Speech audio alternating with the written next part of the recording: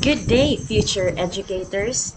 Welcome once again to our course on the teaching profession. Before we begin our new unit, let us first revisit an important idea from our previous lesson. Recall, in Unit 6, we discussed about teacher quality, professional standards, and competency frameworks.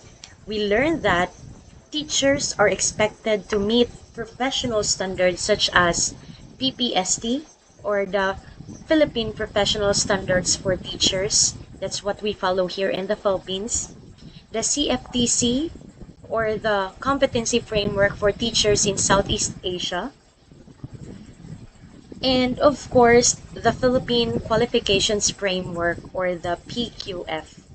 And through those discussions, one thing became very clear. Teaching is not simply about knowing the content. A teacher is also expected to continuously improve, adapt to change, respond to learners' needs, and of course, remain professionally competent. This is to ensure that students really receive the quality of education that they deserve. Now, moving forward, let us think about this for a moment. You try to imagine being in this situation. You graduate from college or university. After graduating, you took the board exam and you passed the board exam or the licensure examination for teachers. And eventually you applied and you become a TLE teacher. Then, after 10 years, you were still using the same strategies, the same examples, the same technologies, and the same teaching approaches from the day you started teaching. Now, try to ask yourself honestly, can a teacher remain effective if they stop learning? Try to think. Probably your answers would be not. Indeed, the teacher cannot remain effective if they stop learning. Why? Because the world continuously changes.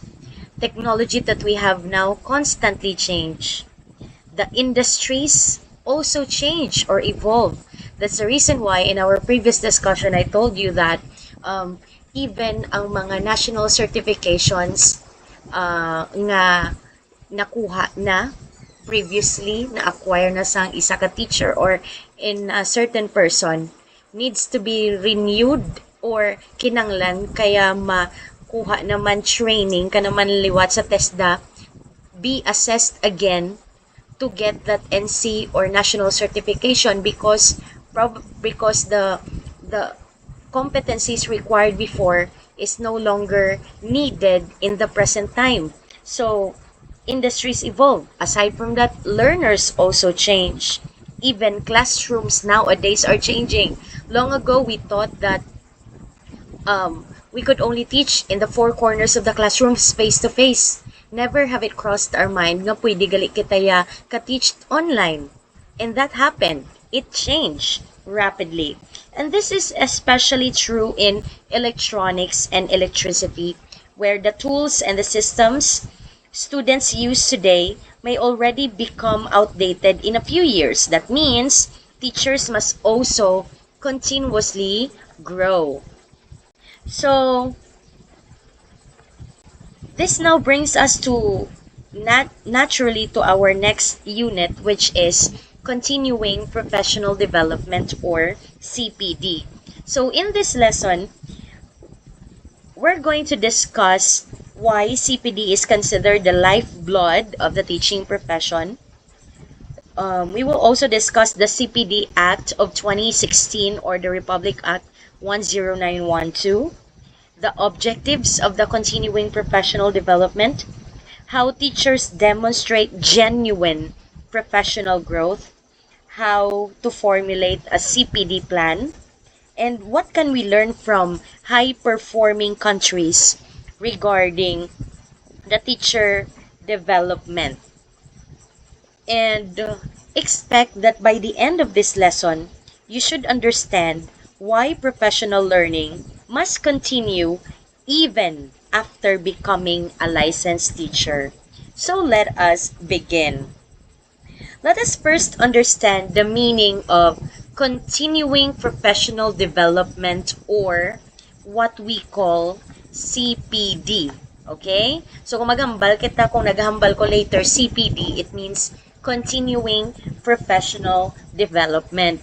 So this continuing professional development refers to the continuous process of improving one's personal knowledge, improving one's teaching skills, especially for us and for you future teachers, improving a continuous process of improving your technical competencies, continuous process of improving your own values, and of course, a continuous process of improving your professional practices as a teacher. Now, notice the word continuing or continuous. This means professional learning does not stop after graduation. It does not stop after passing the board exam. And it certainly does not stop after getting hired by the school or institution nga gusto mo nga tudluan. And siguro nagpamangkot ka mo, nga ma'am how, nga wala iya nag-untat ang learning natin as a teacher how. It is because teaching itself is constantly evolving. And we have to adapt, we have to be flexible, because as teachers,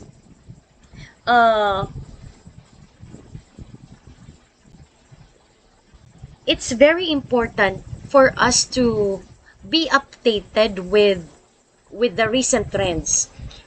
Because as for you, for example, as a future TLE teacher, especially in electronics and electricity, you will be teaching in a field where change happens rapidly. For example, ang mga electrical technologies naton naga-evolve. Mga safety standards siya. Sa una nga do, hindi tamaan ka stricto, subong niya, mas gina-improve and gina-enhance to ensure that safe kung sino man ang nagagamit sa laboratory. Aside from that, digital tools become more advanced, di ba? Amo man ang ginambal naton. Because of pandemic, we have realized how important the digital tools are in maximizing and ensuring that learners would be actively involved in the teaching and learning process. Aside from that, ang mga industries man naton so also adopt new systems and even equipment na ginagamit. So dapat kamo as teachers, you also have to be aware and updated with those changes.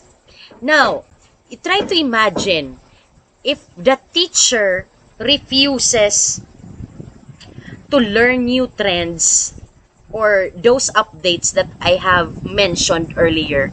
What do you think might happen? Probably your answer would be, of course, the teacher may eventually teach outdated concepts and even practices. Now, if that happens, if the teacher stops learning, students may also receive outdated instruction, outdated teaching, ineffective instruction, outdated technologies, no? And when students are not properly prepared, their readiness for work and industry may also suffer. Remember, as TLE teachers, you're teaching skills to the students, and those skills must be relevant to them, expecting them to use that skills by the time they are already working in their respective workplaces. So kung nagatudlo kita sa mga outdated ideas, teachings, and practices, expect mo yang ako mag-graduate ang bata ang gintudluan mo. Hindi na siya ka-cope up sang new and recent kag kung ano man na ang kinanglan nga skills sang mga industry kung diin man na siya ma-ubra later on. So that is why professional development is really essential. Likewise, that is also the reason why CPD is called as the lifeblood of a teaching profession. Because just as blood sustains life, continuous professional development also sustains professional growth and keeps the teacher effective and relevant. So meaning, kinanglan tigid gani iya sang continuing professional development kay para kita as a teacher is a quality teacher. Kay remember in a previous lesson naton, quality teaching is dependent on a quality teacher. So dapat kung gusto mo nga mas magiging quality teacher, you have to have or to be involved in continuing professional development because CPD helps the teachers improve their teaching quality, what else? Adapt to educational changes, strengthen technical competence, and even prepare learners more effectively. And this is also very important to remember that effective teachers are lifelong learners first. So, amo nang kapila na ginahambal, siguro magambal kamo sang mga teachers na do, sirang plaka from one teacher to another, pero milang ginahambal nga, dapat as teachers, we have to be lifelong learners. So, dapat at this point in time, you now know what lifelong learning means, that you have to, even after graduating, dapat you continuously learn. Especially the practices, the principles, and even mga new trends in the teaching and learning process. Kay kinanglan ta na iya. So that's what lifelong learning means, and that's connected to continuing professional development. Now that we understand why CPD matters, the next question becomes, how does the Philippine education system support professional development for teachers?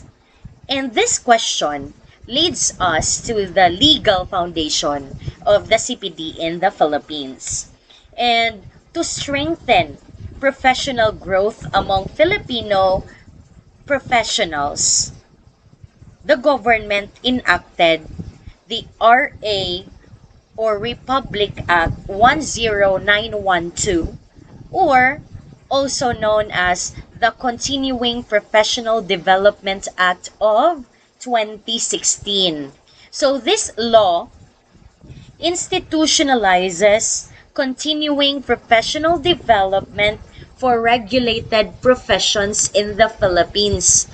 And since teachers are licensed professionals, they are included under this law. Kinanglan balan yun because as soon as you graduate, you of course review for the board exam. After taking the board exam, if you pass the board exam, of course makuha mo na ang imo nga license or professional identification card. That's your PIC or license na naton, no? And after that, oh by the way, amo ning tsura sang ang amon license. So I just got this from the internet. So of course, picture mo na da, last name mo, first name, and registration date valid until. Now, do you have any idea ang mga license sa mga professionals, especially professional teachers? kung how many years ina siya valid. Do you have any ideas of this moment? Okay. So, in a while, I'll tell you how many years does it need. But before that, I want you to take note of this very essential thing, idea taken from Article 3, Section 10 of CPD Act of 2016. So, the CPD is made as a mandatory requirement in the renewal of the professional identification card. So, 'di ba, ang PRC, Professional Regulation Commission, gina-regulate yan na iyaya ang mga professionals in the Philippines. Now, as what I have mentioned earlier, and I ask you, pila ka bilog years kinanglan in renew, dapat ni teacher i-renew na dapat ni teacher or any other professionals, professional engineer, professional electrician, so on and so forth, they have to renew their license every 3 years. No? And when do we do that? On or before our birth date. For example, my birthday is August 1. Birth date, August 1 lang. No, never mind the year. Now, I was registered and I got my PRC license December 26, 2018. Because mga December 17, dira nagwa ang result nga nakapasar ako. So, I processed everything and finally got my license on the 26th of December 2018. Now, hambal kagina, how many years valid ang license? Is 3 years. Now, and you have to renew that on or before your birth date. So, kung 2018 na dapat 2019, 20, 21. So, that's 3 years. So, I renewed my license. First ko nga renewal was July. That's a month before my birthday.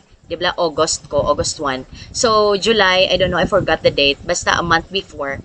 July 2021, I renewed first renewal of my license. Now, 2021, of course, valid na iya ang akon nga license din, no? Kay pagkuha ko sa 2018, valid until August 1, 2021. So, meaning, makita mo na kung 01 day, meaning birth date yan na. Meaning, ang birthday ni Juan de la Cruz, that's January 1. So, he has to either renew that license on or before his birthday. Di ako niya, August 1, 0801 ginaiya. So, first ko nga, kay ginkuha ko siya December 2018, it's valid only until August 1, 2021. Now, when I renewed my license, again, July 2021, valid naman siya for 3 years naman. So, valid siya until August 1, 2024. Now, I got again for the third time my license and it's only valid August 1, 2027. De, kita nyo? Every 3 years, you have to renew that. Kay kitaya sa school, ginapangitaan, kitaya do annually sa aton nga ID. Gina-confirm if na-renew naton aton license. Kay, especially if you're teaching in college or in a university, very strict gid na during accreditation, gina-check gina dapat ang mga nagatudlo sa inyo are really professional teachers. And we have to have renewed our license gid. Dapat updated amon license. Okay? Now, you might be wondering, ma'am, pila ka bilog, pila ang CPD units na kinanglan. Now, first kung ang renewal, di ba na nakapasar ko 2018, nakakuha ko sang license ko 2018 man, of course, right? So, first kong renewal, 2021. At first, I was thinking, gidya, nga kinanglan ko na sang CPD units, baw nagsala-sala ako. Ang ginobra ko, nag-enroll, nangita ko sang CPD provider, do training na siya nga ginatinan kung basic computer literacy bala magamit sang PowerPoint, Word, oh my God, that's so basic. Pero sige lang, ginkuha ko lang siya kay mayara to yung nakabutang nga 15 CPD units. Now, I had to pay 500 pesos just to get that. Kay first ko nga, first ko na nga nga renewal. Wala kami na inform. Ang rule gali, kung first mo pa lang na nga renew sa imo license, you are free of any requirement for number of CPD units. Wala pa, libre pa na. Pero sa second mo nga renewal, dapat may naka-ready ka na nga 15 CPD units. Kay amo nang kinanglan mo to renew your license. Now, you might be asking, ma'am, paano ba ma'am kung sa sulod sang 3 years, wala ko yung ma'am yan nakakuha sang CPD units ba ma'am? Hindi ko ka-renew. Pwede kaya ka-renew.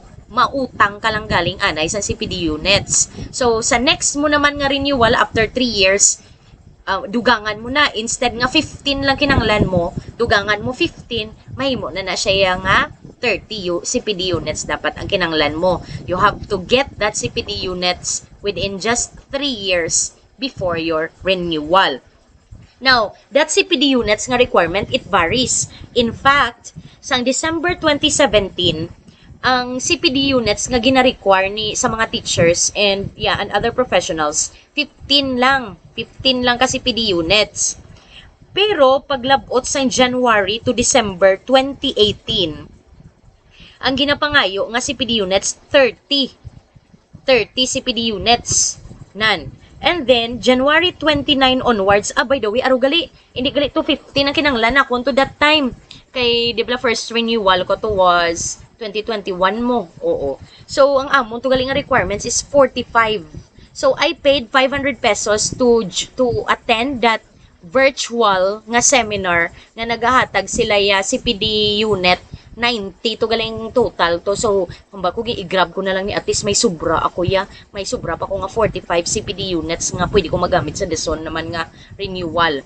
So, amo nang think ko during that time. So, that's why magasto I had to kay ti wala ko kabalo. Ti pagkadto ko to gali hindi man gali kinanglan pa sang CPD units kay first ko nga renewal, no? So, amo na siya naglabot may time January 2019 onwards nga ang required CPD units for professional teachers 45 gidya pwede kadako pero mayad lang kay do may nag-raise sa mga concerns and gin-lower down nila.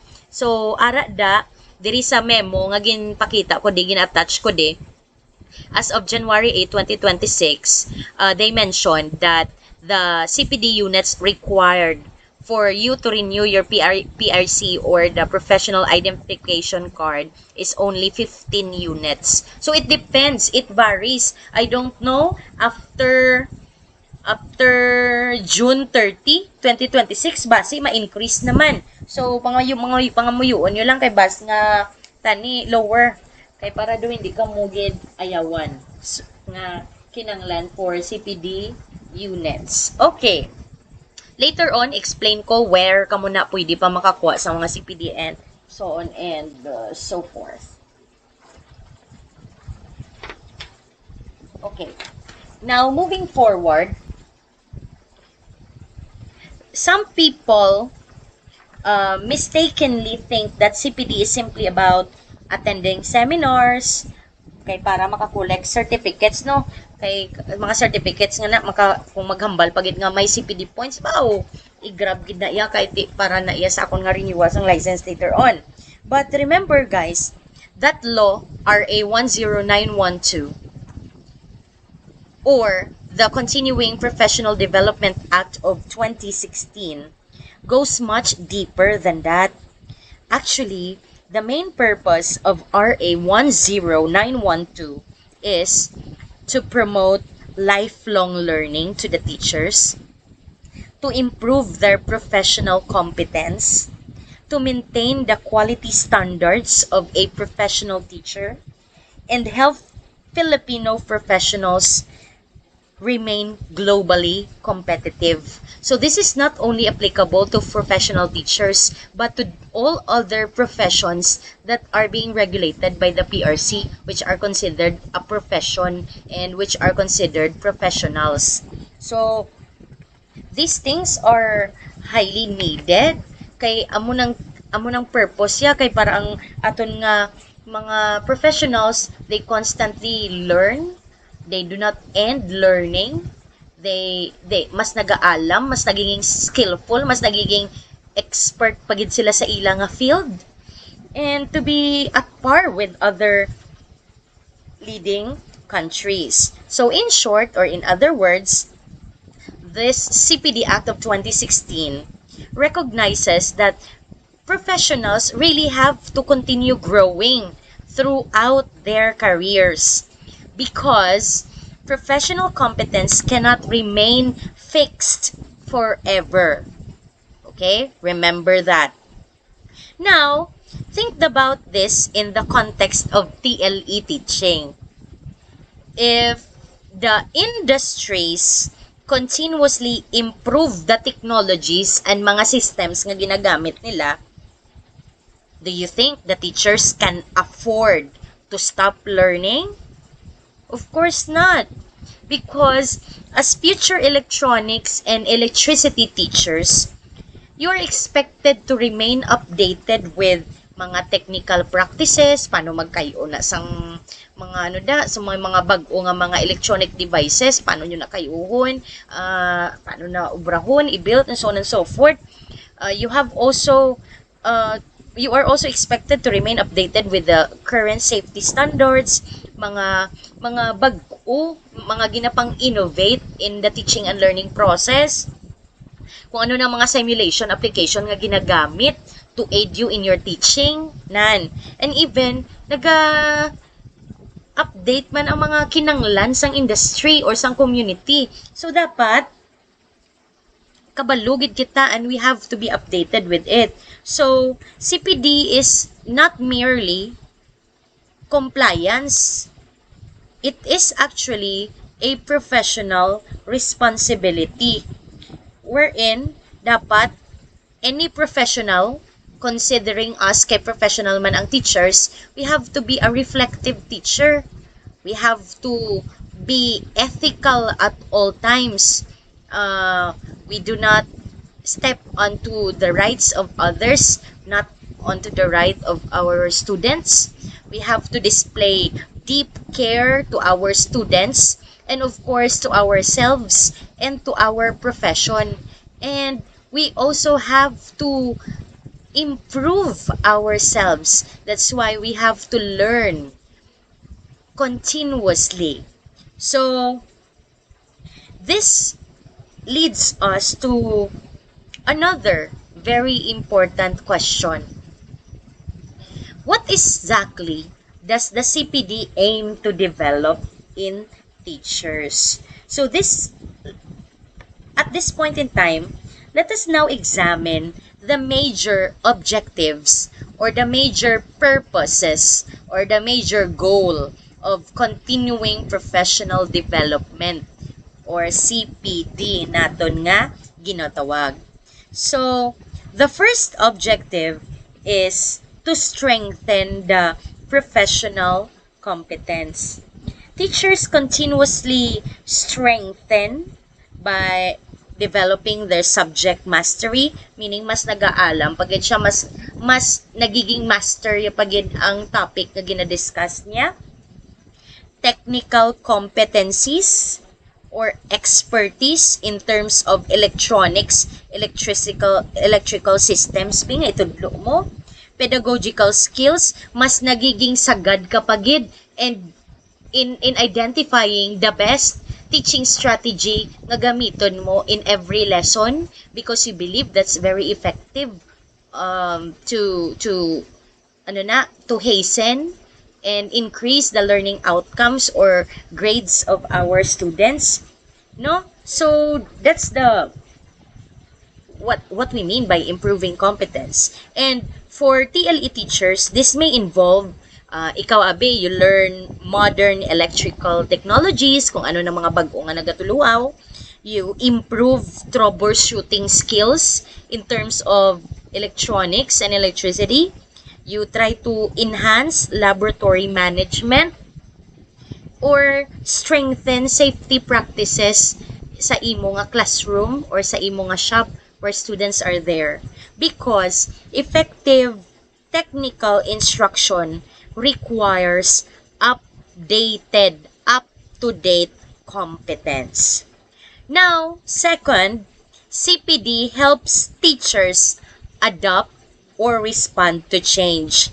And if there is one thing constant in education today, it is change. Mga ganyan balila, change, the word change is constantly changing. And not just word itself, it's always changing, gidyaya, tanan-tanan. So we have to really adapt. Even ang mga modern classrooms naton evolve. May ara na kita subong mga digital learning, may mga virtual classrooms, virtual meeting conferences, Google Meet, Zooms, no? Mga online platforms kita, damo-damo, may mga Facebook, subong may ara naman sang mga nagbalik naman ang Friendster, may YouTube pa, and other things. While labot, may mga simulation tools, may mga applications kita da. And even damo na sa mga technology integrated nga mga instruction. So this is especially true during the pandemic, no? Where many teachers had to really quickly adapt to online and even blended learning. So that's why up to now, we're using it because it's deemed to be effective and it could suffice us considering now nga grabe ang heat index, we could shift to online classes. And even now nga grabe kamahal ang gasolina, grabe kamahal ang gastos sang transportation and food. So grabe gid ang bulig sang amuni nga mga technological advancements in terms of teaching and even learning. So that's why you as a future teacher, you have to adapt to change. That's why gina-train kamo nga at times kung naga-online class kita, may mga strategies ako nga ginapakita or ginapaubra sa inyo nga strategy, ginapakita ko kay para later on, by the time nga matudlo na kamo bisan be online, flexible kamo, meaning kabalo kamo. You now know how to use Google Meet and a lot more nga makabuligid sa inyo later on when you become teachers. So, you have to respond to change. Now, aside from that, even ang mga learners, subong they are also changing. Students today learn differently compared to previous generations. Kung ang sa amon nga time before ang mga kabataan pwede pa nga ara lang kami sa klase from aga hasta sa hapon, kapamati lang kami sa discussion, full lectures and teachers kaya pa. Pero sa subong nga panahon, obrahon mo na kay buringan kabataan si mo base sa dason hindi ka na pagpasudla, hindi na sila yung masulod sa klase mo. So as a teacher, you have to really be engaging, interactive, and really let them perform and do things kaya amo nang gusto sa mga 21st century learners subong. And that means you as a teacher must continuously adjust and innovate. Hence, teachers who engage in CPD become more flexible, responsive, and adaptable to those changes. Thirdly is CPD improves student learning or student outcomes. Remember, professional growth ultimately benefits learners. And when teachers improve professionally, learners also benefit. And teachers become more capable, and when teachers become more capable of, for example, mas kabalo pagid sila and mas effective pagid sa in terms of designing meaningful lessons, mas kabalo ka mo mag-motivate sa inyong students para mamati gid sa klase, mas kabalo ka mo mag-design in effective activities, performances nga i-perform sa kabataan, mas kabalo ka mag-assess sa ilang learning, wala ka lang yan nagahatag paper and pencil test, nagapa-perform kagid sa ila para makita mo nga gina-display gid nila ang competency, ang skill nga kinanglan nila with the use of course rubric to ensure nga fair ang imo nga pag-rate sa ila, no? And of course facilitate deeper learning. So kung kabalo ikaw na, now we could really ensure that we could improve the learning outcomes or student learnings. So, professional development is never only about the teacher, ha? Remember that. It is more about our client and our client are our learners. This when teachers pursue continuing professional development, it improves the quality of education that the students receive. Fourth is the CPD strengthens professionalism and ethics or ethical practice. Teaching is not only about technical competence, hindi lang na kinanglan nga dapat kabalo ka sa skill kung ano na mga kinanglan baloon sa kabataan nga by the time that they would be working in the future. It also involve responsibility. So ikaw, kung nagaubra ka mo sa shop ninyo, ara kabataan, your students, it's your responsibility. So that's why dapat wala kayo nagagwa-gwa sa klase, dapat ara kada, naga-facilitate, naga-check sa kada bata nga nagaubra, especially when working with electrical wirings and a lot and all nga hazardous and delikado kung babayan mo lang yung kabataan. Aside from that, teaching also involves integrity, doing what is right even if others do not, even if that others can't, no, or even if others won't. So dapat we have to be truthful at all times. Dapat also as teachers, we have to be disciplined. We have to continuously have that reflective practice. I-reflect natin ang mga strategies nga ginapangatag nat effective na ba lang gingamit ko nga strategy. If not, what would I do to improve that? Kaya para sa dason ko nga tudlo next year naman abi, hapos lang yung chindiyon sa kabataan kag daw mas ma-enjoy sila sa klase nakon. Nan. And of course, it also involves commitment to your learners. Kabalik kita gihapon na your love, passion, and commitment to learners amo na ang gina-develop naton or objective of that continuing professional development. Because professional growth includes developing both your competence and even your character as a whole. That is why professionalism matters greatly. And finally, another objective of continuing professional development is the CPD supports career advancement and professional opportunities.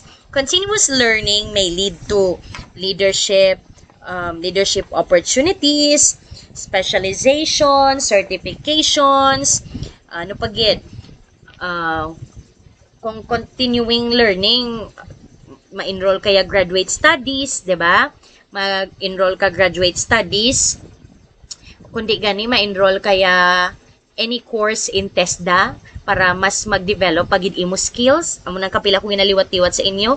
Kuha ka mo TM1 and TM2, mga certifications in your specialization, and of course, greater professional confidence. Kay kung ikaw maalam ka, skilled ka, competent ka, I believe, confident kaya, bisan diin ka lang ya ibutang ara manda sa school, or if you would be picked to be to represent your school in a bigger audience, in a bigger podium, then you would be confident enough. And hindi man kinanglan nga layo gid when dealing with your students, ang aton nga client, kung ikaw balaan mo, skillful ka, competent ka in terms of teaching strategy, master mo imo lesson, and you know that you are effective as a teacher, confident ka gid na iya magtubang sa ila. Kay kung ikaw, hindi mo master imo lesson, incompetent ka, expect do gabalalhas ka na naya sa tubang sa imo nga estudyante, kay do ginakulbaan ka, kay hindi ka prepared, hindi ko kapalo, paano ni? Nando mga amo na. So, that continuing professional development is there. That CPD Act is there to ensure nga mag-grow kagidya sa imo nga career nga tahapon. Tikit ka mo ya kay biti-biti ed si ELTLX. Of course, your career is going to be an educator and a teacher. And expect that if you would be a teacher, professional teacher, damo gid nga ang government mismo, ang school nagabulig, nagasupport sa aton in acquiring this continuing professional development. Okay, it's deemed to be very essential to all of us. So teachers who continuously improve become more prepared for greater responsibilities. Now, after understanding these 5 objectives of CPD, which is to improve competence, to respond to change, improve learner outcomes, strengthen professionalism and ethics, support career growth, another important realization emerges. Remember, professional development becomes meaningful only when teachers genuinely value growth. Paano naton mabalaan nga genuine gid, tuod-tuod gid ang pagbalyo ni teachers ang growth? So that is what we're going to discuss next. Now, let us go beyond requirements and ask a deeper question. What does it mean to genuinely desire professional growth? Siguro, some people attend seminars simply because they are required. No? Ang una, kung sang una, gin-share ko sa imo, sang first ko gidya, wala pa kuya in mind ang kinanglan gali na ang continuing professional development, kinanglan ko gali ya mag-seminar to improve my competence, to improve my strategies for my students, and para mag-grow ako sa akon nga career. Wala pa na yan sa mind ko. Amo nang hambal ko sa inyo, nagkuha lang ko to ya CPD, nag-attend ko to ya webinar, for online to siya, nagbayad ko ya kwarta. Ang reason nga to ya, bisan magasto ko 500, importante maka-renew ko sang license. Kay my license is very important. Amo na ya ako niya, no? But kung naga-think kad lang na as a requirement or you need it because you have to participate in a continuing professional development because you need certificates, then that's not a genuine desire for CPD, because genuine professional development is different. A genuine desire for continuing professional development means valuing learning. Kung nag-a-attend ka because at the end in your mind, balaan mo nga may ma-learn ka da. You become very attentive kay balaan mo nga magamit mo ang training, ang workshop, ang seminar nga ginatinan mo nga na in your respective classroom para makapabulig sa kabataan naton mas hapos magtuon sang aton nga discussion, mas hapos maka-learn sa aton, and kita man para mas mag-develop ang aton nga mga strategies, no? Para mas magiging equipped kita sa mga recent technologies, mga Canva AI, I don't know if you're familiar with that. You could use it, and a lot of other very relevant tools. Aside from that, ang genuine desire means you yourself seek improvement. Kay gusto mo ya mas maging competent, mas maging equipped ikaw with the skills and competencies to teach effectively to your students. And lastly, a genuine desire for continuing professional development means lifelong growth, meaning you recognize that growth never truly ends. Nga after mo na-graduate, sige ka gihapon learn and learn and learn because you think it is necessary for you as a teacher. So that's what genuine desire for continuing professional development means. Meaning, simplified ta pagid, teachers who genuinely pursue development remains curious. They ask questions, they explore new methods and new best practices in teaching, no? Amo na research ka sa Google Scholar o kung sa diin man na anong mga bag-o nga mga strategies nga effective man through based on research man basi pwede ko magamit na dumam na bla.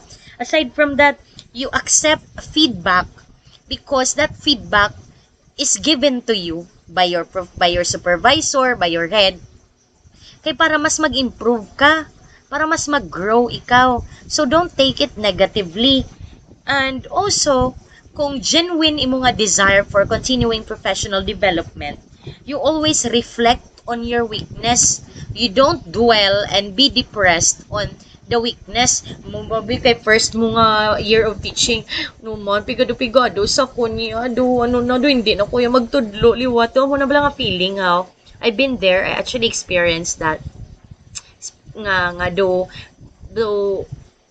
maano ko ang self ko nga do hindi gid kuya very effective, very weak pagid akon nga teaching strategies experience ko na. But amo na kapila ko ginaliwat-liwat sa inyo, don't be saddened, don't be discouraged. Natural na iya. Every highly distinguished and very effective teachers now have experienced that phase in their life nga doon nabudlayan sila, may mga uncertainties kag not very proud of what they have done in their teaching, in their classroom, no? Kay piling nila kulang pa. Pero as time pass by, with that continuing professional development mindset nimo ya, may amo ka na nga mindset nga gin-develop sa self nimo, then you would really do your best to improve and improve every single day, every single month, and every single year. And with that, mas mag-develop and mas magiging expert and mas masagad kagid na ya in the future, and that is for your learners, no? Kay kanami kung mabatian mo bala mga feedback sa kabataan, I really love ma'am kay nga anong do she always tries to make the session engaging, and she really teaches us so easily nga like kung itudlo ya samon mahapos gid ya samon ya inchindihon.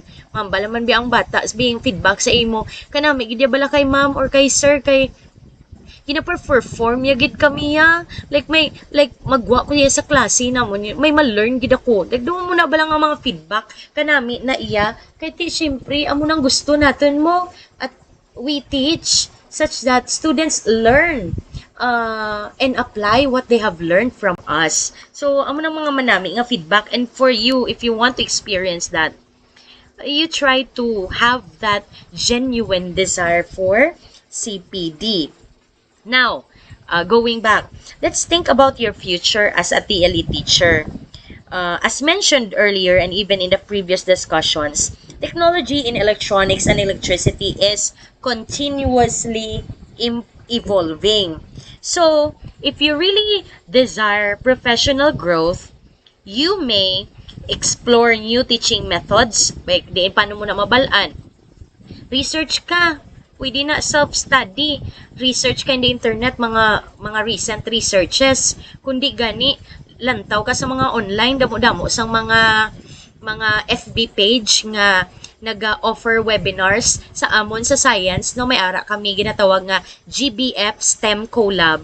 It's collab community. It's a community of mga science and mathematics teachers, and it is connected to NIAP and Department of Education, Department of Science and Technology nga gina-capacitate kami nga mga science and math teachers para keep updated kami sa mga recent trends, ano mga bag-o mga technologies nga pwede namon mabalaan, so on and so forth. So, aside from that, attend ka sa mga webinars or seminars nga may mga research forums, bala colloquium, especially in terms of teaching and learning. Kay damo ka ginaya may ma-learn nga mga bag-o nga strategies or methods in teaching your students that are deemed to be effective really and found proven effective via research. So, amo na, attend trainings actively. What else? You try to learn and explore industry innovations, ang mga bag-o nga mga industry practices, improve your technical skills, and even strengthen your teaching strategies. You could also do that. You could achieve that by, of course, constantly updating your technical knowledge, collaborating with your peers, and reflecting on your experiences. So, developing growth mindset early helps prepare you for a lifelong professional. And remember, pagid, professional growth does not begin only after employment.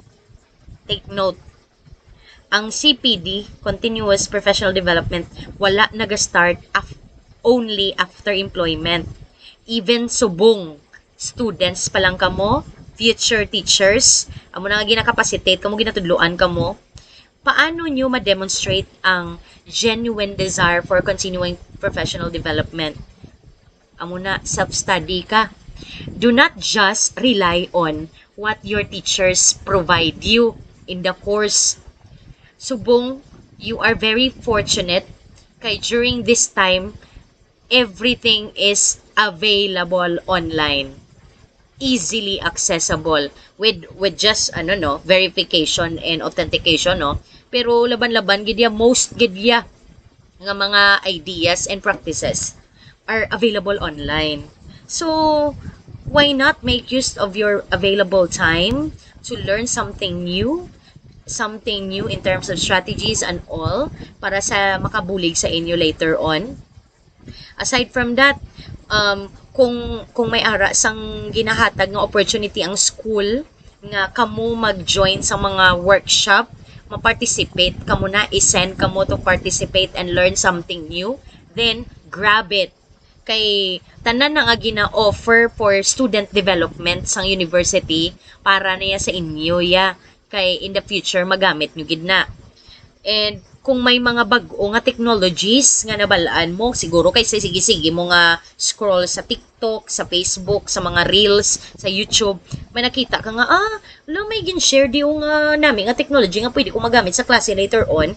You try to explore it if you have vacant time.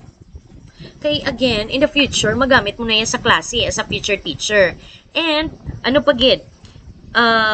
Peer learning. You try to learn something new from your colleagues. Hindi lang kay colleagues.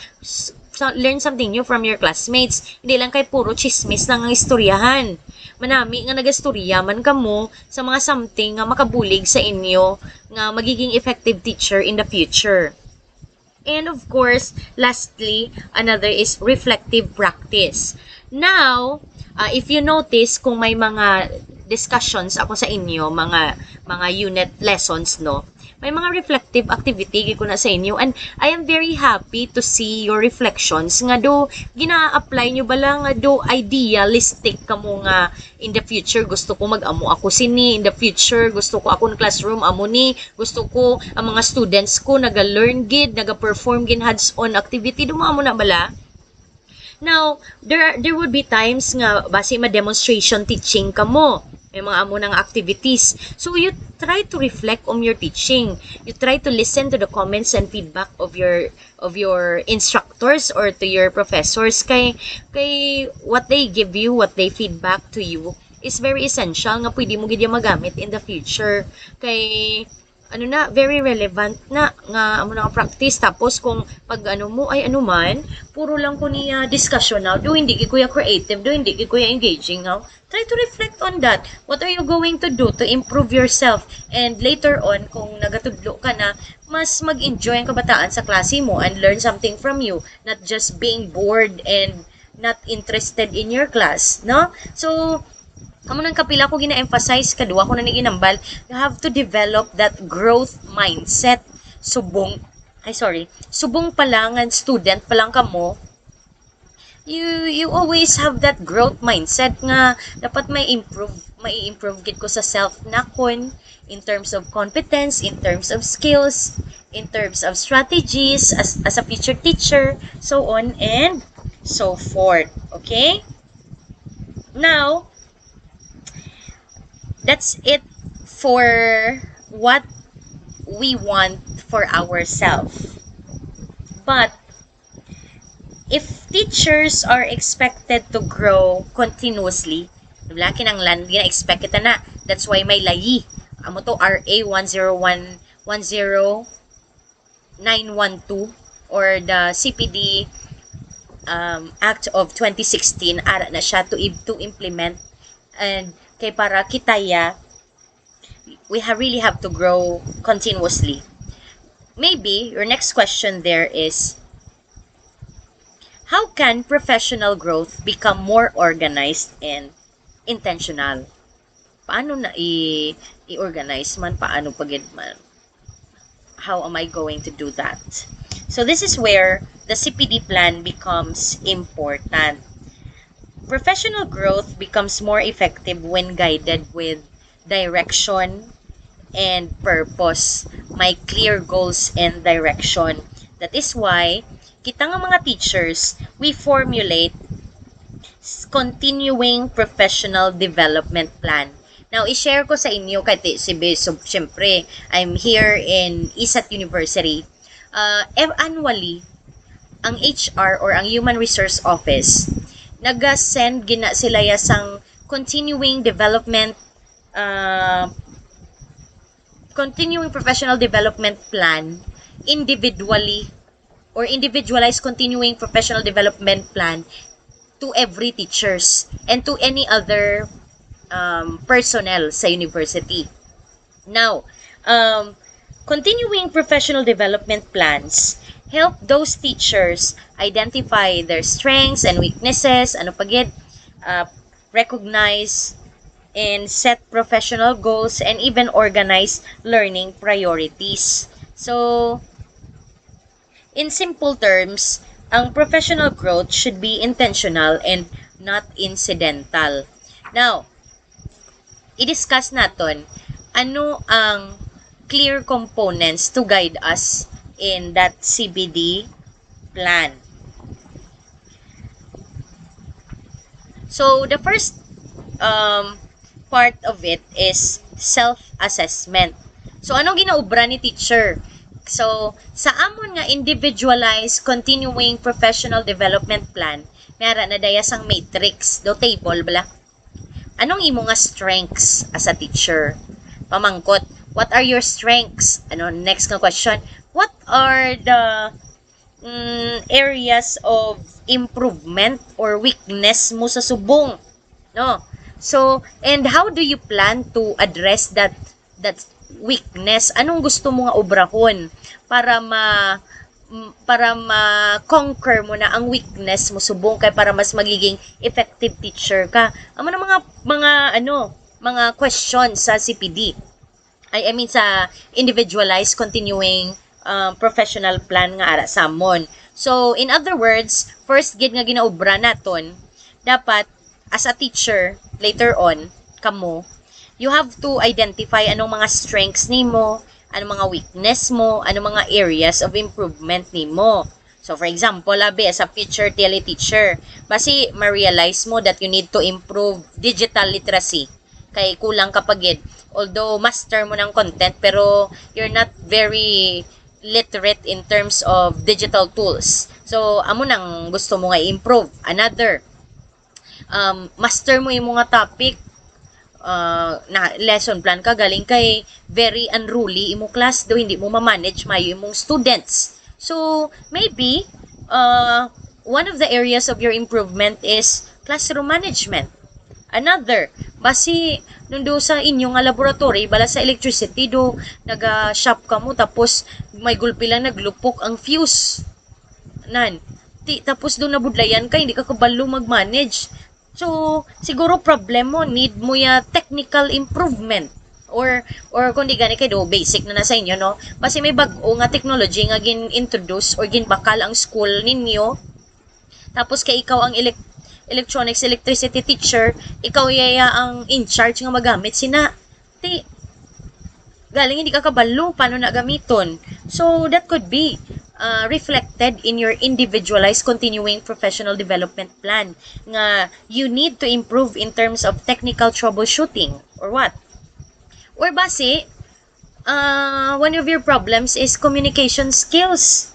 Kay ikaw you wanted to speak only to yourself or to few people. Ti, as a teacher, dapat i-conquer na to na ang pagiging shy, ang pagiging introvert.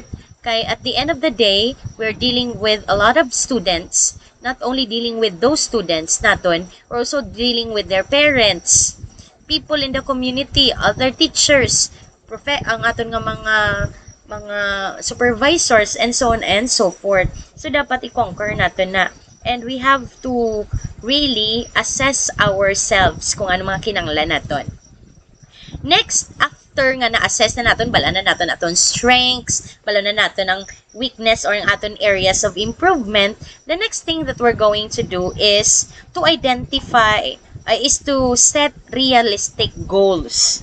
For example, na dapat realistic and specific ha. Kaya mo tong imo nga areas of improvement, ano ako nubrahon, ano ang kinanglan ko. So, I have to improve technology integration in my class. Kay amo nang kulang ko. Kay kita ko nga doon na buringan ang kabataan sa klase ko kay puro lang ko lecture, pagi ko gagamit cellphone or mga kahut na, mga wayground, mga word wall and other technology nga pwede na akong magamit. So kinanglan ko gid na i-improve. Another basi gusto mo to strengthen laboratory instruction. So basi amo nang gusto mo kay permi ka mo nagalab. Another, siguro goal mo is to enhance your assessment strategies or assessment skills mo kay do na notice mo nga do hindi kayo kabalo mag-assess mayo how. Kabalo lang ko yung magtudlo pero hindi ko kabalo kung ano gid man bala ang gusto ko mabalaan i-measure sa kabataan. Pero mo na bla like do hindi ka kabalo kung naintindihan gid man sa kabataan kung ang lesson nga gin-discuss mo na acquire gid man bala ang skills nga kinanglan. So do kung amo nang feeling mo kulang ka, see, that's the goal that you wanted to do and to address that weakness. And of course, enhance your assessment strategies and of course as well, develop your technical competencies. Diba si kulang kasi na. So that's what you do. Then comes your planned learning activities. Teachers should identify activities that support growth. Now, kung amo ni mga problema mo, amo na yung mga gusto mo brahon, improve technology integration, strengthen classroom management, enhance technical competencies, develop assessment skills. So, dapat balaan mo man kung anong obrahon mo. What actions are you going to take to achieve growth para mag-grow ka and for you to address those challenges or areas of improvement nimo. So basi imo ma-attend ko seminars kay balaan ko damo seminars nga makabulig sa akon improve those challenges and ma-achieve na ko na ang goal nga na. Siguro ma-apply ko guro online courses ay kay damo man ko vacant time na kag nang pwede ko niya makuha online lang so self-paced bala. Mo na or gusto kay para mag-develop pag akong nga skills and competencies in electronics electricity ma-apply ko bala TESDA course bala kay para makakuha ko ya national certification or kundi gani ma-attend ko bala mga workshop nga gina-offer sang school or from other schools or kundi gani peer observations, try to observe. Ako i-share ko sa imo kung wala ko klase ara ko da sa may conference room. And there are times nga may colleagues bala, mga co-teachers ko, naga-online class sila. So, ginobra ko gapamati ko na sa ila. Especially if we are teaching the same course bala. Gapang mati-mati ko na sa iya kung anong mga strategy nga ginoobra anong mga type of assessment ang ginahatag Doon mo na bala, nga applicable man sa klase ko. I'm really listening. So, wala lang ko yung naga-chismis, although hindi na madulan chismis, no? Gapang mati-mati, matakatagagabala mo daan the chismis, mga chismis, mo na mga nagapag-give life to give colors to our life, bala. Pero, ako I make sure nga mga, aside from the chismis nga gina-interact ko, nagapamati ko sa mga teaching practices nila. And try to develop that and incorporate that in class.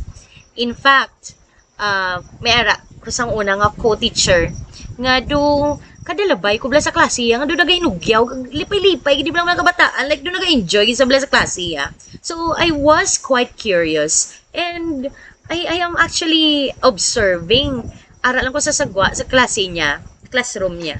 And nag-observe ko, anong inubra ni Sir Man? Anong ka-enjoyable siya klase. And after seeing that, I'm actually trying to incorporate those practices as well in my class. So, mga muna bla, basi amo nang pwede ko maubra. Kaya para mas strengthen akon classroom management. Or kundi gani, para mas mag-improve akon technology integration nga goal ko kagina. Then I could do that. Or what else, basi iya self-study. And those are the planned activities nga i-incorporate nga ara man da sa individualized continuous professional development plan na kon, no? Kaya dapat aware man ko kung diin ko na pwede makuha. And lastly, of course, is professional development should also include reflection on their progress, challenges, areas still needing improvement.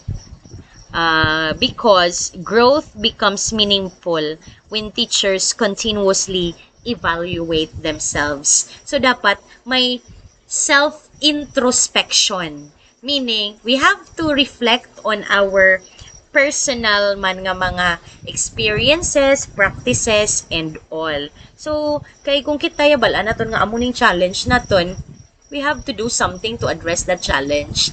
And we have to do something to improve ourselves. Kaya para mag-grow kita sa aton nga career. Kay wala mo daan guys, kung do matyagan mo bala, hindi ka, wala ka grow sa imong workplace. Amo nagakaburingan ng iban, gahalin sila sa ilang profession or sa ilang work kay they feel like they're not growing in that institution or in that workplace kung diin sila. So dapat para maano na lang ang satisfaction you later on.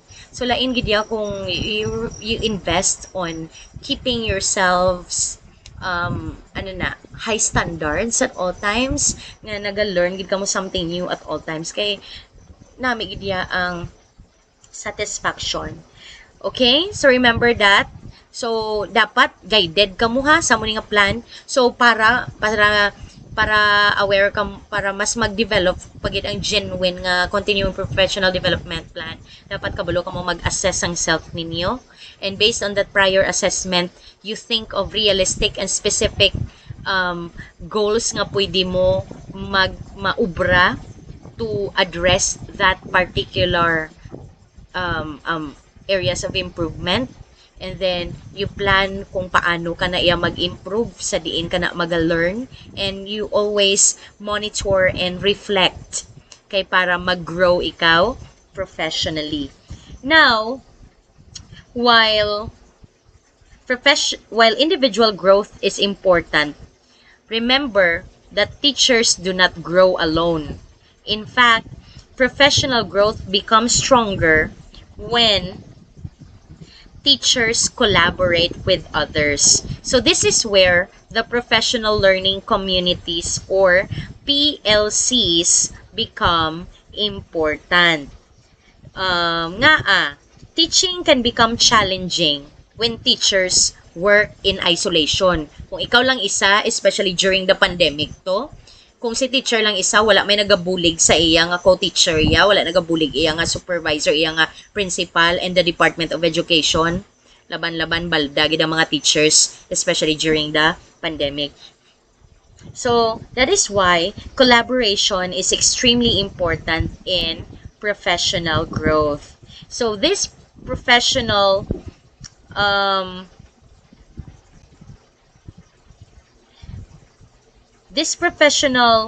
learning communities or PLCs are what we call groups of people, groups of educators that collaborate, they brainstorm, and the main purpose of that is to improve their teaching.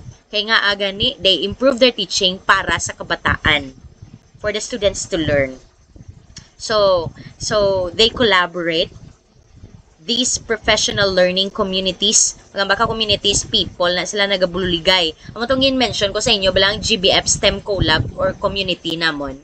Group of science and mathematics teachers. We help each other kung may mga bag-o kami nga mga strategies and methods nga na-develop namon and we deem it to be effective, we try to share it with the entire community of science and math teachers for as long as ara sa amon nga webpage kay para ma-adapt yaman ang mga best practices namon. So, anong purpose sang PLC or Professional Learning Communities? To improve instruction, share ideas and practices, exchange successful methods and materials. What else? Solve problems, like you address the challenges na na-experiences sa imo nga school, sa imo nga classroom. And support one another professionally, or providing mutual professional development. Now, I'm sharing this to you. Kay, right, previously, di ba, I was out a week last time, no? Ang pinaka-recent, tabla nga wala ko 1 week. That was because I was one of the resource speaker of a particular training workshop given by the Department of Science and Technology to the senior high school teachers in the division of Iloilo City. Now, nag-collaborate ako with other co-teachers from West Visayas State University.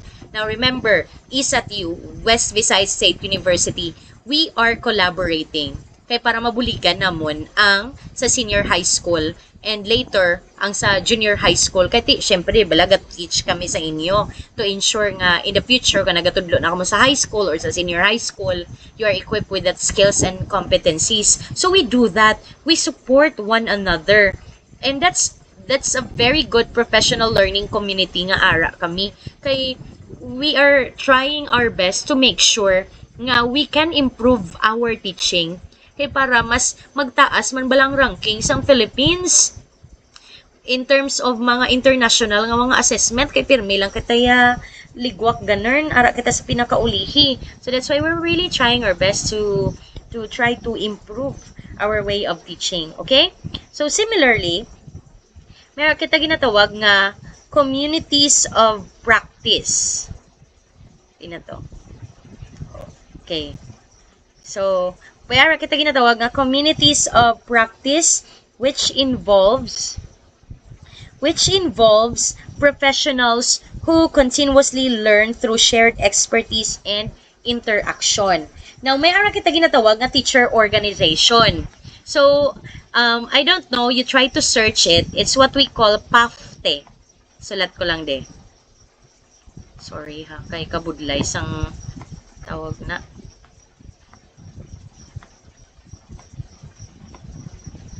Because I don't have that nung do pen bala. Okay, PAFTE. It's a teacher organization. It's known as Philippine Association for Teachers and Educators. So, one time, I joined this PAFTE, amuning organization. I was able to attend the most recent convention, General Assembly, sa Nutuman, last year, October, I think, in University of Antique. So, what do we do there? Sana observe ko lang because it's my first time attending that organization, no? What we did there, we learned something new. We were being updated kung anong mga current problems in education. Anong problema in terms of agriculture, sa community as a whole. Kaya nga, ginapakita sang amuna nga seminar or training how relevant the teachers are in helping improve the community, not just through instruction but through research and extension services nga pwede maobra sa mga teachers. So that's one. Aside from that, one of the sessions as well is may mga presentations of mga best researches, best innovations sang kada schools. So, by the way, that PAFTE that I've attended only in Western Visayas chapter lang ha. So, tanan nga mga universities in Western Visayas nga nag-a-attend sa amunang organizations, may ginapadala nga mga teachers. And I was one of those teachers nga ginpadala. So, I grabbed that opportunity because I really wanted to learn something from that organization. So, yeah. kanami kay damo-damo sa mga manami nga research nga pwede ka ni gali mo nga mo nga type of research or extension activity sa community later on nga pwede ko maubra diri sa isat. Damo na bla. So that's one.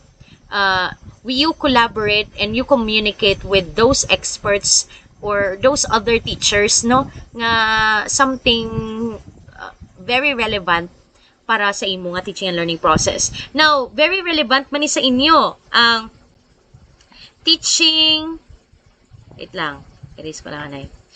Technical Vocational Associations. Now, may na-search ako and I asked some of my colleagues nga TLE majors. Meron ako na sang Philippine Organization for TLE and TVL Educators Incorporated. Try to search that in the internet. POTTE ang acronym sa nga mo nga organization. So tanan-tanan nga mga TLE and TVL teachers na you could join in that organization and learn with them. Aside from that, sa home economics and technology technology teachers of organizations of the Philippines or HETAP may ara man sa mga HE majors. Tapos, may Institute of Integrated Electrical Engineers of the Philippines Incorporated. So, basi pwede man kamo din maka-join. Kaya syempre kamo yung magiging electronic, majoring in electricity and electronics, basi pwede kamo da. So, you could actually join those organizations because damo kagid may ma-learn sa ila. Aside from that, may mga online educator communities. Diyos ko, kadamo-damo sa mga YouTube. Kasi may makilala kada iya nga mga manami nga mga TLE teachers sa YouTube nga nagaobra video lesson. So you learn something from them. What strategies do they do? Mga industry link, mga professional groups. So you try to talk with them, especially those nga related sa inyong nga majors, electronics and electricity, mga electricians. So basi may mga tupad balay kada nga mga nagaubra gid ya bala mga electronics electricians and electricity majors mangkot kan mga recent trends subong pre may man na paano mo na ginobra man mo na bla mga simple lang ang mga pamangkot-mangkot especially in the industry kay dapat balaan mo na kay itudlo mo na dapat sa mga estudyante mo kay kinahanglan nila na. So in short, joining professional communities help future teachers like you build networks, professional networks. Kaya when you join those mga seminars and be involved with those in organizations, you're going to connect and collaborate with your other people. You also strengthen your confidence because dumabatyagan mo, ginasuportahan ako and I am being encouraged by my peers and other people in the organization where I am. And strengthen your professional identity. Kay kung competent ka, dako tendency nga ma-promote ka or i-recognize ka ginaya sang school or institution and of course ultimately remain updated professionally. So that's the main reason why you join those professional communities and that is for you to develop those skills that we have just mentioned. Okay? Because professional growth becomes stronger when teachers learn together. And interestingly, many high-performing countries strongly value collaborative professional learning. Now, alam mo, lawig na. Pero sige hunta lang kay this is very relevant. Kaya para do mas realize yung pagidbala ang essence ng continuing professional development. So let us now look at how high-performing countries support continuing professional development. Many successful educational systems around the world invest heavily in teacher development. Sa Philippines galing ay ambot kagamay-gamay sa ngaton sweldo. Way labot ang budget nga ginahatag sa education gamay man. So that's why could see gidya many of the teachers are looking for greener pasture in other countries kay bala nila well compensated sila and mas grabe ang growth nila dito. But anyway, although educational contexts differ, we can still learn important lessons from their practices. Now, let us begin with the practices of this particular country, which is Singapore. Okay? Let's begin first with Singapore. Although in my PowerPoint, you could see there at first, gimbutang ko Finland. Pero nahon na to ng Singapore. Kaya nga because Singapore is the first ever country in the world to adopt that professional PCL, or what we call kaginagani nga PLC or Professional Learning Communities. So, ang Singapore na ang first nga nag-adopt sa nga muna nga framework. So, it has institutionalized that PCL in the Ministry of Education. Kaya kung kita diri sa Philippines, may Department of Education kita. Sa Singapore, they have what they call Ministry of Education or MOE. And ang ilang Ministry of Education mandates all schools to be a learning organization. So kanami kay kada school gidya dapat you are a learning organization. Other teachers from other schools should learn something from your school. Do mo na nga grabe nga mindset bala. And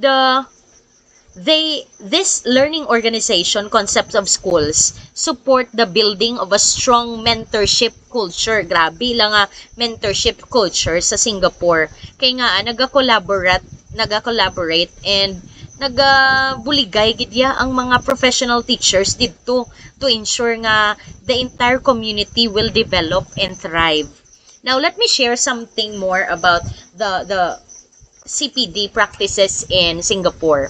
So sa Singapore, every teacher is entitled to 100 hour per year of optional training which everyone makes use of. So sa aton di ba, sa CPD naton, recall mo 15 CPD units lang usually ang 15 CPD units na dumakuha, depende like mga 3 or 2 days, like mga equivalent to 72 hours ni mo nga training do mo na bala for 3 years na muna na kinanglan. Pero sa sa Singapore grabe 100 hour gidya nga training, galing kay optional lang na. Pero bisan optional, since those teachers in Singapore are very have that genuine desire for professional continuing professional development, they really try to do that, and everyone really make use of it. And ang nakanami lang sa Singapore, because schools are encouraged to provide at least 1 hour of curricular time per week for teachers to actively engage in school-based professional development initiatives. So, for them to develop that, ang school mismo nagasupport kay at least 1 hour per week. Na depende sa ila kung every Friday 4 to 5 PM daw mo na bla. Mayara gina sila mayara yang school mismo nga mayara sila sang professional development initiatives, like for example naga-introduce sila sang bag-o nga teaching strategy or something new in terms of their teaching or content. Mayara gina sa Singapore. And ang amuni nga mga PCLs are led by school leaders or mga school administrators, mga principals who provide their teachers with the resources and engage in a variety of inquiry-based nga mga practices, which is a very good thing gidya. And even ang Singapore, mayroon na sila sa ginatawag nga teacher researcher networks and lesson study and other forms of learning circles. Now, ano na ma'am ang ginambal mo ma'am nga teacher researcher network? So, ang mga senior na nga mga specialists from the Ministry of Education, meaning like the Department of Education diri bala sa aton, may ara man na sila ginatawag nga mga teacher researcher or ginatawag na sila nga research activist. They serve as mentors, kaya diba malaka mentorship na. Gina-mentor nila ang mga teachers to conduct action research. I don't know if you are familiar with action research, but action research is a trend now in masters. Kung naga-pursue ka mo, action research is a type of research nga problem-based gid ya. Anong problema nga nakita mo sa imo nga classroom? And from that problem, what specific strategy ang ginobra mo to address that problem? Until in such way nga it's found to be effective. Meaning, ang purpose ng action research is to really take action to really solve that problem. Hindi kay may research ka lang tapos at the end wala man niya pulos imo research. Nansada mo na bala ang ginaobra sa Singapore kay para effective gid ang learning sa kabataan. Amo na nga basta gani mga international assessment number 1 gid na permi ang Singapore kay grabe gali ang ilay ang continuing professional development dito. So their overall goal sa ilang mga learning communities is to provide teachers with resources to engage in action research. Now, after nga naka-research na sila tanan to nga mga teachers will write a group reflective journal and i-summarize nila tong mga procedures, findings, conclusions of the study. Tapos, i-share na nila with other groups of teachers interested in similar classroom problems. No, kanami. Kay kung nakasolve ka na sa amo nga problem and other teachers are still struggling with that problem, i-share mo na, ma-conquer na nila ang problem kag mas magnami pag dila teaching, di ba? Amo na kanami Singapore. Another effective strategy sa Singapore is ang ila lesson study. Ang lesson study nga ni gin-adapt na nila sa Japan. Later on, storyahan ta naman kamo na about sa Japan. So, anong goals ang lesson study nga na? To foster collaborative inquiry and reflection among the teachers. So sa lesson study nila na may apat na sila ka phases. Naga-study phase meaning si teacher ina-analyze sa iya curriculum or ang lessons nga ginatudlo ya. And he or she tries to formulate long-term teaching and learning goals or objective for that. After that, gin-analyze ang curriculum, maplano siya. Naga-select sila lesson for researcher, predict student thinking and difficulties, and plan implementation of specific lessons. Amo nang lesson study ba? So, kada lesson, for example, sa electricity, for example, how electronic devices work. Amo na nga topic ninyo.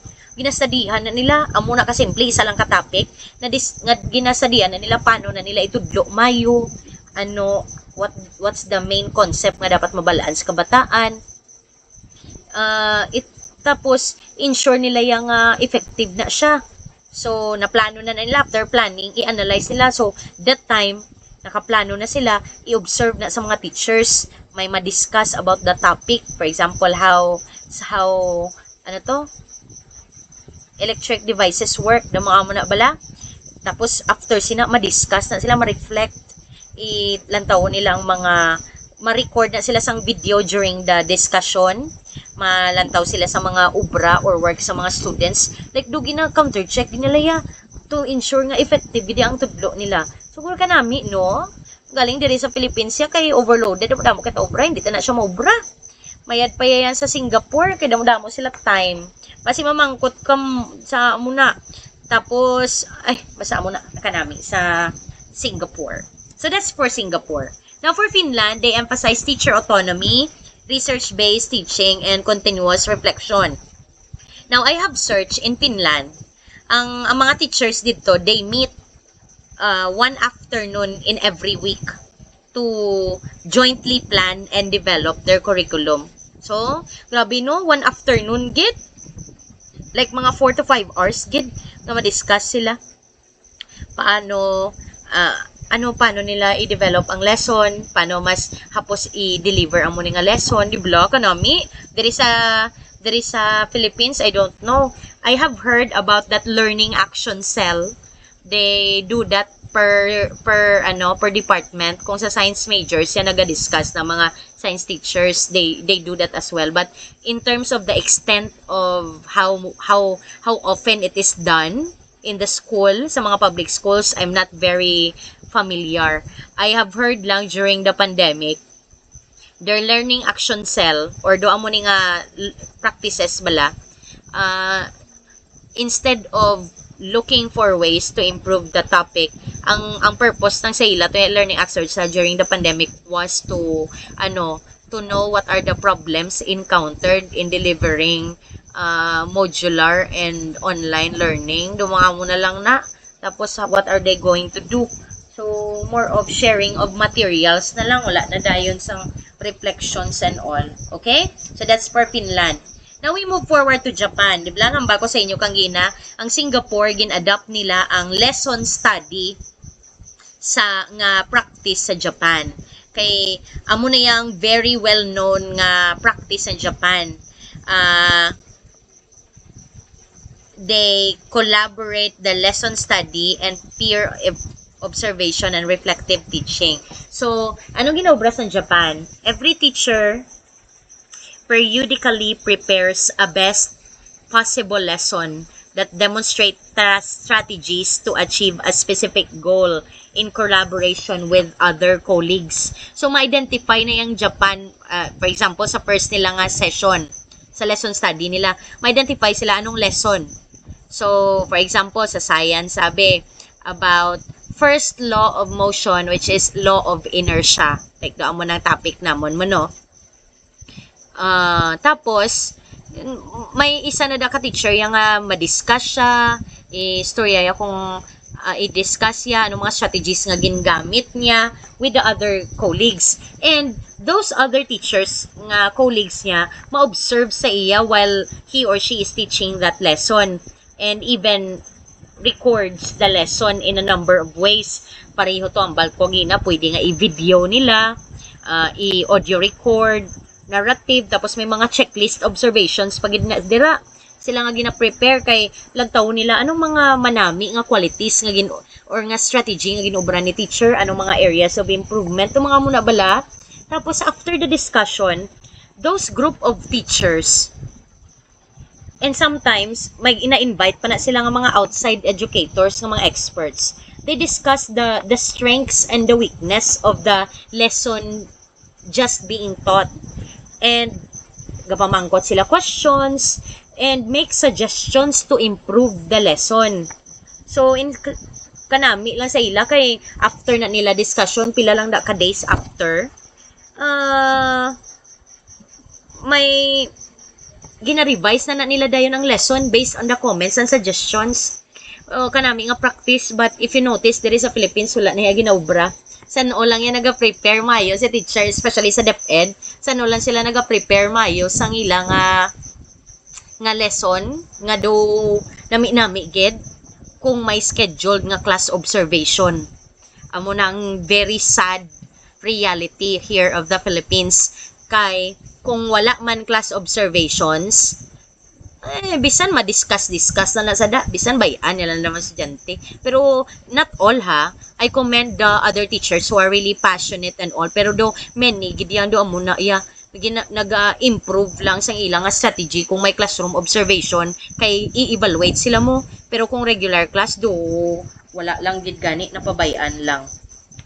So ano pagid idugang ta pagid sa Japan.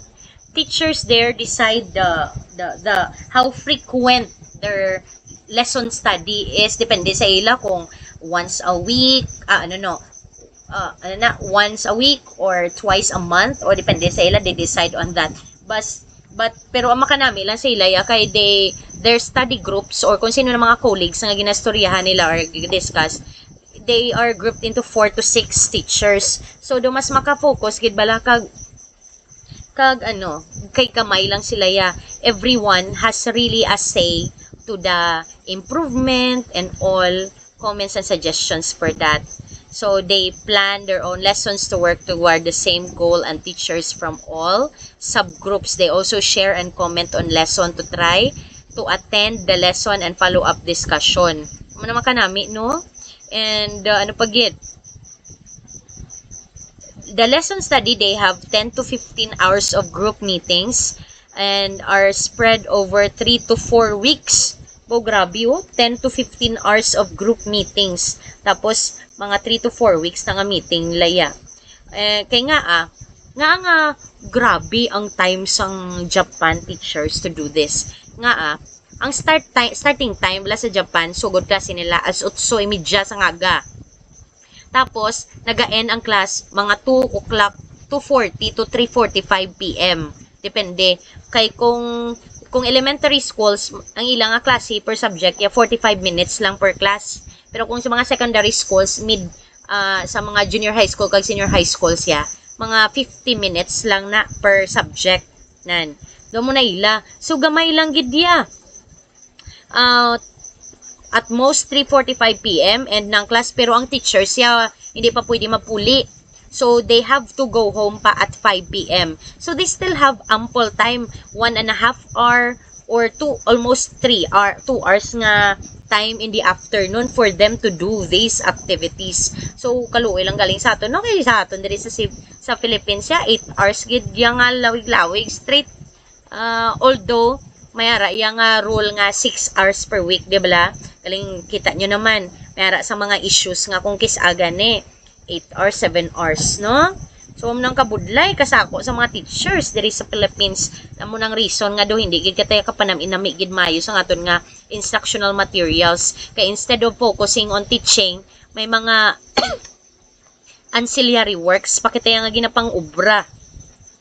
So, yeah, that's it. That's why nga daw ka namin gid sa Japan. Okay? Now we move forward to South Korea. Bao, another nami pagid. They emphasize high professional expectations, grabe ilang technology integration, and grabe ang prepare nila sa ilang mga teachers and students. More of practice, gidya practical application. That's why, kung kita nyo ng mga mahilig ka mo maglantaw sa mga Korean movies, tanan-tanan nga mga professions na do halos may movie na sila kag ang mga actors nila grabe ang pag-execute kay nga ang naga-train sa ila ang mga expert in the field, kay grabe gid ang quality nga gina-invest nila sa mga professions nila, even sa mga teachers nila, even sa mga doctors, and a lot more. So they're really using technology in that. So those are just some of the high-performing countries. Damo pa, may mga New Zealand and all. Pero at least, we take note of these ideas from Singapore, Japan, Finland, and South Korea, which are very good countries nga really naga-display sang genuine continuing professional development practices, and it's proven to be effective kay nga they are high performing countries gidyaya. Now, despite their differences, notice something common among these countries that I have mentioned to you. These countries, Finland, Singapore, Japan, South Korea, they all value teacher learning, no? Kinanglan gid nila, gusto gid nila ang mga teachers naga-learn gid continuously learn as they practice their own profession. They also value support collaboration. So dapat nagabuliligay, may mentorship, may teamwork, may sharing of best practices ang mga teachers, not just in the same school but other schools as well, kay para magnami ang kabataan. These schools as well, these high-performing schools, also encourage reflection. Dapat si teacher, hindi lang puro tudlo, dapat i-reflect self-introspect siya to improve her own teaching instructional methods. And those high-performing countries I have mentioned earlier also invest in teacher growth. Grabe ang opportunities sa teachers in terms of instruction, research, extension, because they're really supported, they're really capacitated for them to excel, because they recognize one important truth. Quality education depends greatly on continuously developing teachers. And this same principle applies here in the Philippines, although not to much extent but nga gina-highlight ko ni sa inyo ang mga high-performing countries. Kay gusto ko nga kamo as future TLE teachers, you have to develop that genuine desire for professional continuing professional development. No? Kay very relevant gina sa aton. I want you to remember this very important insight that um, becoming a teacher does not mean your learning journey is finished. In many ways, it is only the beginning. And as a future electronics electricity teacher, you are entering a profession that constantly evolves. And because of that, you are expected to remain updated, continue learning, improve professionally, and adopt continuously, because ultimately, effective teachers are not those who stop learning after graduation, but those who continuously improve, adapt, and grow throughout their professional journey. Because when teachers continuously grow, students also benefit, because these students receive more relevant instruction, they receive better learning experiences, and they receive a stronger preparation for life and work. So, dear future teachers, as early as now, please begin developing the mindset of a lifelong learner, because professional growth is not simply a requirement for teacher or a requirement for teaching. So hindi lang pag-think nga kinanglan ko yung mag-attend seminar or workshop para makarenew ko sang license ko. No. It is part of what makes teaching truly professional. You have to develop that growth mindset. You have to make sure you become a lifelong learner.